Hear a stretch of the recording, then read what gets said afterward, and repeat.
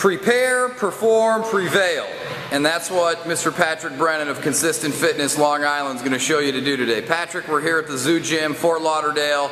Even though it's 95 degrees outside, you're prepared to sweat. You got the headband on, you got the hoodie, and you know, the people that are watching Train Like a Machine video series at home, you know, chest and biceps are some of the most popular body parts to train. So today, you're going to give us a little bit of a different perspective, some unique angles, some unique position to show people how to stimulate muscle growth and core strength in a new way.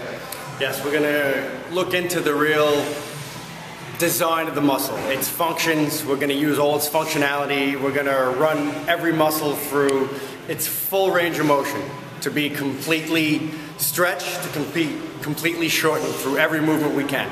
We'll go from the perfect beginning person to the pro on stage. All right, well, let's get ready to hit some chest and biceps. Let's do it. Warming up all my external rotators for today's workout, because pectoralis muscle secondary function is for internal rotation.